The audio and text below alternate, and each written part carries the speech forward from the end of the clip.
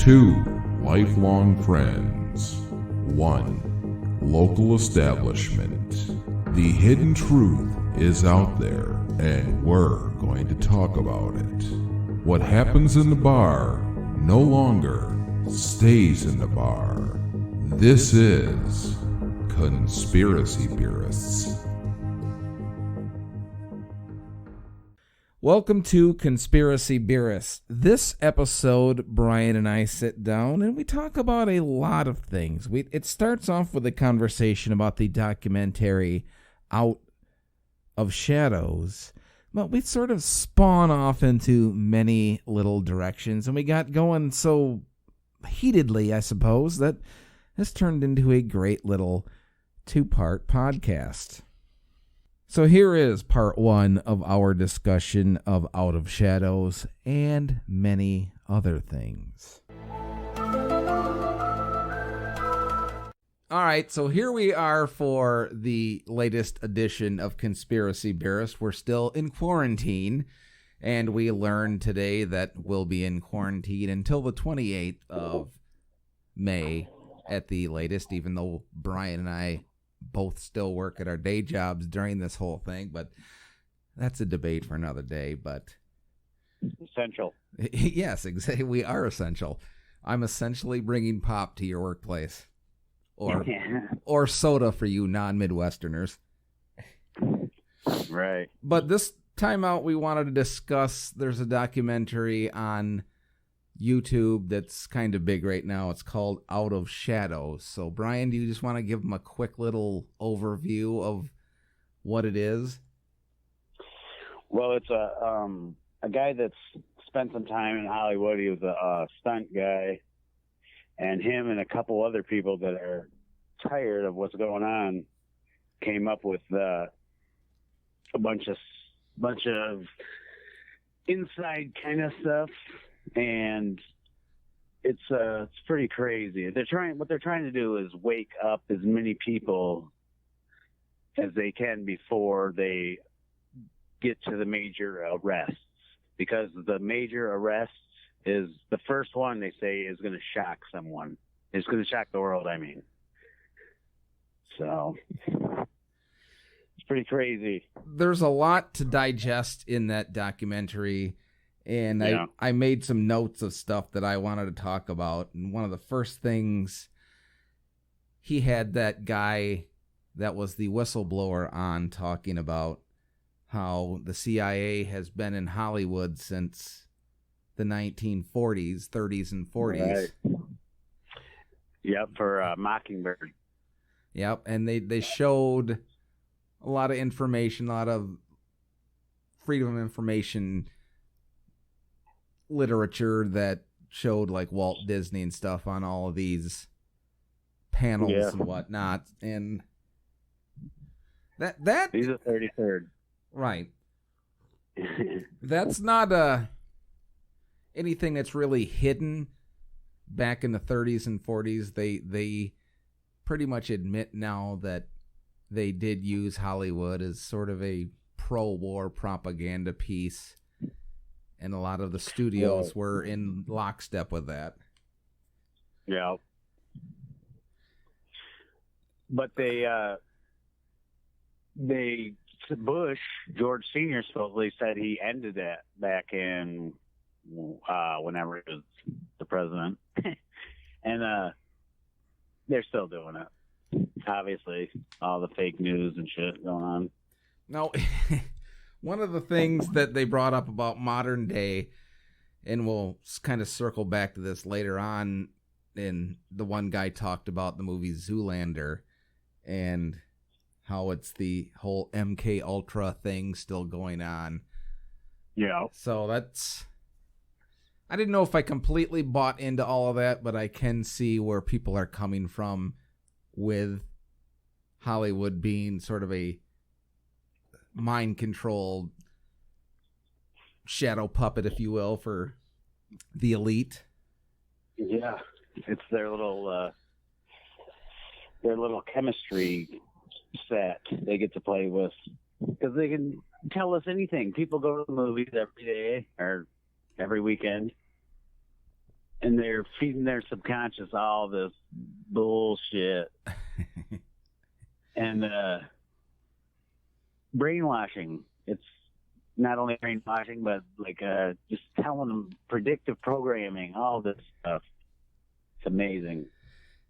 Yeah, there was a lot of the stuff from the 40s and 50s that they talked about, like paperclip, which isn't anything that's hidden anymore. Right, we talked about that a couple episodes ago, I believe, didn't we? We did. And they brought up Alan Dulles, so the whole paperclip thing and the LSD and the MK Ultra, that's all been sort of declassified now. Right. But I guess the way they portrayed it in this documentary was they've sort of shifted from LSD to almost subliminal with movies and stuff now. Oh, okay, yeah. That's the way I took it anyways. Yeah, I think, yeah, right, they're probably done with LSD. But there's so much to the LSD stuff, because there was they did it with Jim Morrison. Remember we talked about that a couple podcasts ago about Jim Morrison's father being in the CIA. Right. Well, he was actually part of the Gulf of Tonkin incident. Right. Jim Morrison's dad, that's Looney Tunes. And the Air Force base or the military base that was in California, that Laurel Canyon. Yeah, Laurel Right. Canyon, that his dad was the head of or whatever, is Right. now owned by Jared Leto. Yeah. But then also I watched this thing on Joe Rogan, and they said that Charles Manson was part of it. He's part of the CIA. Well, he could have been. What did they... These fucking Looney Tunes. Well, I mean, we're going to get back to the one guy that's when we get into the Satanism part of this conversation, but what did they say on Rogan about Manson being in the CIA? I can't really remember, Dan. It was there was a lot to it. This guy wrote a whole book about the CIA and JFK stuff, and Jack Ruby was part of the CIA, and what he was talking about Manchurian Candidate, where they can't remember after they do it anything. Right. And then some of them read that damn book, Catcher in the Rye. Yep. Have you heard that? I have. I haven't really looked into all of that, but I've heard the whispers about it before. Well, the guy who shot Lennon, you remember John Lennon? I know you remember him. Yeah. But do you remember what his name was? David Chapman. Yeah. He, right when he shot him, he started reading it. Yeah, he was sort of obsessed with that book. I remember that part of it. Yeah, and Lee Harvey Oswald had it. And another guy, I can't remember who else. But that could be part of the MK Ultra thing, like trigger words. Well, yeah, we're gonna get to trigger words and code words and stuff later on, but maybe on a later podcast we'll dive more into the Catcher in the Rye conspiracy and talk about it. Okay, yeah, I just started looking in kind of stuff. It is interesting that, you know, people that do stuff like that, like Mark David Chapman and Manson and stuff, they're sort of obsessive. So I think that's kind of goes hand in hand with their Looney Tune-ness. Yeah. Hey, have you ever read Catcher in the Rye? I don't think I ever have, and I don't think I've even seen the movie. I've never seen anything about it, but I mean, it's J.D. Salinger, I think, isn't that who wrote it? I can't remember. I could totally be remembering that wrong, and I'm not going to look it up right now because it is what it is. Now, right. They talked a lot about, and I wanted to talk to this with you because I kind of take the opposite side, because you sent me a separate video before with the whole programming of news networks and stuff, and they show that famous thing where all the different, They're all saying the same thing. Yeah, they're all saying the exact same thing. Right. And the only thing I'll say about that, not that I'm saying people aren't, there isn't, the what do you call it, the big six or whatever, Right. isn't making all the decisions and what to say for all of the networks, whether it be Fox or MSNBC or CNN or any of them. But Yeah. the thing that people are so famous for showing was the post 9/11 speech or whatever that every network made. So that's why they're all saying the exact same thing. Yeah. Those are all local stations that are saying the same thing, right? Right. They all got sent the same thing to say. So it was sort of a nationalist post 9/11, get everybody worked up in a patriotic fervor type of thing. Well, there was a UK news station that actually said that the Tower 7 fell at that point, like just after the two towers fell, but the Tower 7 never fell yet. And they're sitting there talking about it with it right in the background saying it fell. And eventually it does fall, but it's like, how the fuck do they know it? Oh, they knew. Yeah, oh, they knew for sure. Well, it's funny that you bring up Britain, because one of the things in this documentary was them talking about Ian Fleming and James Bond and how he was controlled by the CIA. And I kind of think that one's a stretch, because they make it sound like he built up the CIA in James Bond, when, to be frank, I haven't read the book, so I don't know specifically in the books, but in the movies, they always have the CIA operative kind of this bumbling buffoon. So, well, see, I thought they were saying that showing James Bond was actually like picking up the CIA, like making them look cool and fucking like they get the women and all that. Yeah, that's what they were saying. It was the CIA kind of helped Ian Fleming create James Bond to make espionage look more cool and acceptable, right. and then they also said that it was building up the CIA. But when, at least in the Bond movies, the CIA operative's always kind of this bumbling, stupid American. Oh, yeah. Maybe that's part of their stick. Yeah, maybe that is. That's a good point. Hey, he's a dummy. He doesn't do the shit that they think he does.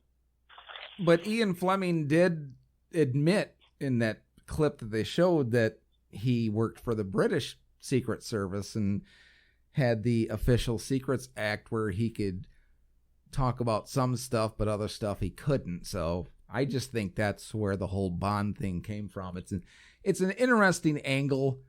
I just don't know if I buy the whole CIA part of it. Okay. Well, Epstein was part of the Israeli Mossad or whatever. No, I didn't.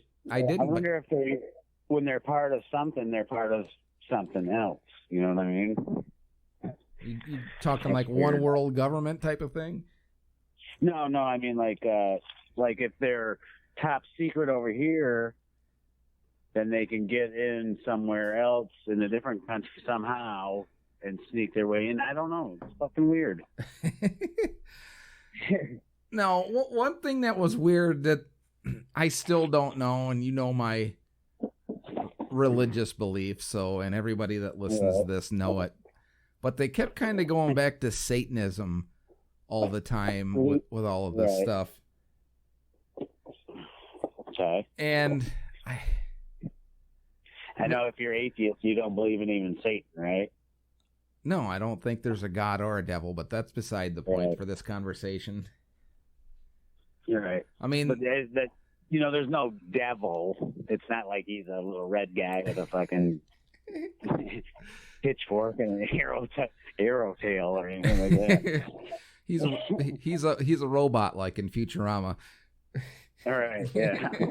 Fuck, he probably is. If Futurama said it, then he is.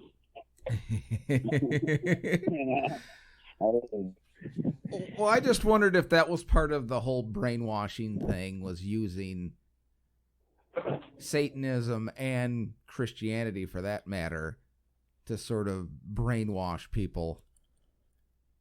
I'm sure that's part of it. But, fuck. You don't think there is a Satan or a God? No, I think we evolved, basically. Right. You think that like the Bible was a rule book, like beginning information before life ends or something like that? I think the Bible was created by people, leaders, religious leaders of the time, for a way to subjugate the masses. So there's my conspiracy. I mean, I don't know. Neither fuck. It's a book, but I don't know, man. There's evil and there's good. Oh, absolutely.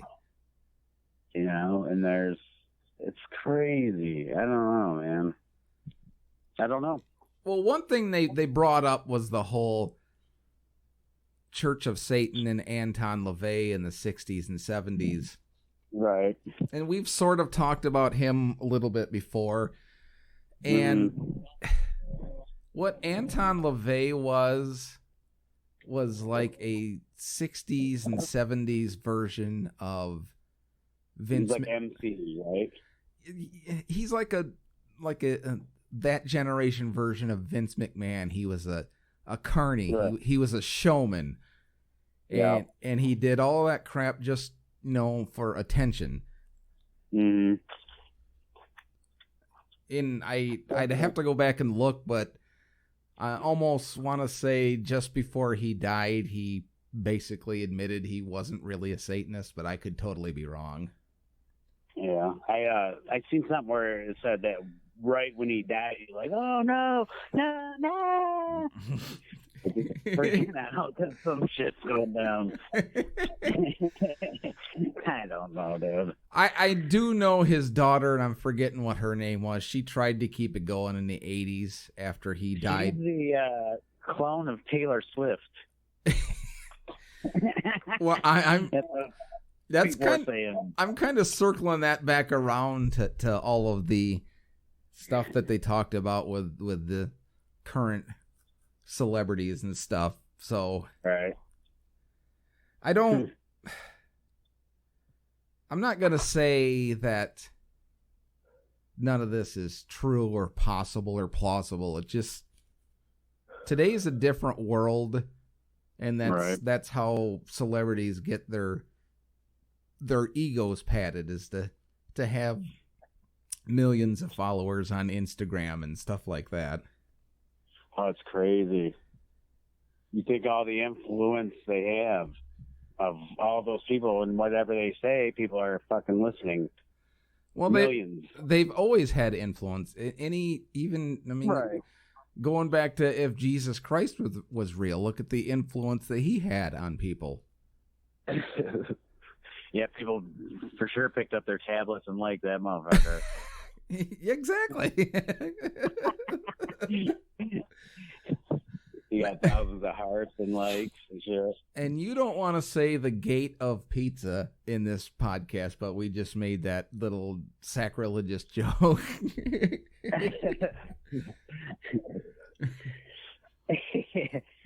That'll fucking glide right by the YouTube fucking robots. What, the joke about Jesus or the gates of pizza? No, not that one. You can't say that. I just did, so. So, Well, here's a. You want me to tell you the list of code words?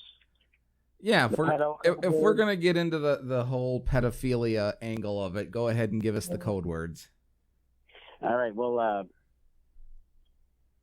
pedo code words are hot dog is a boy, pizza equals girl, cheese equals little girl, walnut equals colored kids, map equals semen, sauce equals orgy, ice cream equals male prostitute. There's a shit ton more, but this is all they had in this one I seen. But there's one of those emails, I think it's Podesta, and it said that Obama ordered in $65,000 worth of hot dogs and pizza to the White House. You know, I saw that too, but he also had a big celebration for people. Hey, that's when I took issue with. No, it wasn't. No. Okay. He's a fucking gay boy, and he likes little kids. Okay, we'll agree. We'll agree to disagree there. Supposedly, you're not even supposed to be able to bring in food to the White House because they're worried about poisoning and all that shit. And who spends $65,000 on fuck? That's a lot of hot dogs and fucking pizza. Well, I mean, I'm sure it wasn't $5 hot now, but right? I mean, they pay $50,000 for a hammer in the government. So, what's That's MC Hammer. Well, apparently they can't touch this, or maybe they can. Oh. And that's why you wrote the song "Pray." Yeah. These two legit to quit. So, you think that not only Podesta and Epstein and the Clintons are part of this, you also believe that the Obamas were too? Yes. Like I said, they were the arrest. The very first one they say is going to shock the world. It could be the Pope because of that what I said earlier. Did I say that on the show, or was I off? Probably right. That was probably off. Well, there's a video on YouTube from To the Lifeboats, and it's called "Is the Pope a Hologram?" And on Easter, he comes to the window and then does his little blessing. Nobody's there because of COVID. And then he turns around and fucking disappears like there's some sort of screen or something. I don't know. But then this girl called Riss Flex, it's RISS Flex. She has a video called "Keep Your Eyes on the Vatican." And in it, she says that the Pope was already arrested. He's on house arrest for something, and that's what I mean. That's crazy in itself. I don't know if it's true. Now, we talked off air about why everybody that gets named in this are all Democrats and there isn't any Republicans in it. And tell everyone what you told me the reason that is. Because they're fucking loonies? Is that why? No, you said the WikiLeaks was all the... Oh, yeah. Well, yeah, it came out of the WikiLeaks. Okay, here's the beginning. When people thought that Russia hacked into Hillary's emails to win Donald Trump the election, it wasn't Russia at all. Russia had nothing to do with it. It was a guy that worked in the Democratic National Committee. His name was Seth Rich, and he was upset that Hillary screwed over Bernie Sanders in 2016, and he's like, screw this, I'm going to screw them. And he took one of those, what are those things you plug into the laptops? Flash drives. Yes. He took one of those, sent it to WikiLeaks. Then all the emails come out. It's all pedophilia crap, crazy shit. And then Seth Rich ends up dead. People think that Debbie Wasserman Schultz hooked up some MS-13 guys to kill him. They claimed it was a robbery. The police did. Claimed it was a robbery. He had his watch and his wallet still on him. And then Russia. Blame it all on Russia. But like I said to you off air, do you honestly think there aren't any Republicans too that are as guilty? Oh, yeah. I'm sure there's some crooked Republicans too. Yes. I mean, it's been been proven that Trump was a friend of Epstein before all of this went down too. So okay, but on Trump, he took a ride on the plane home from Daytona. That's all he did. He never went to that island. Well, I mean, this is what I read. I don't know for sure, but that's all that's been released so far. Right, and then he Marley. I can't remember. Trump's got this fucking place. Mar-a-Lago. Mar-a-Lago, yeah. He kicked him out of there because he was hitting on someone's daughter. He kicked Epstein out of there. Like, he fucking don't like the guy. And that's Trump's job to hit on. No offense to anybody who hates Trump, but Trump is transparent as fuck, and he is the man. He's doing this shit. He's trying to do what JFK did back in the day, and he's got some backup, and supposedly this is not gonna not happen. I don't think anything's going to change. It's always going to be the same. That's what I'm saying, Dan. This is going to be the craziest time in our life ever. Well, it already is the craziest time of our life with COVID-19 and everything. We hope you enjoyed part 1 of this discussion. Part 2 will be available next week wherever it is you listen to your favorite podcasts. If you'd like to share your thoughts about the documentary Out of Shadows or anything we discussed, let us know on our Facebook page at Conspiracy Beerists. And until next time, remember, the truth is out there. You just have to know where to look.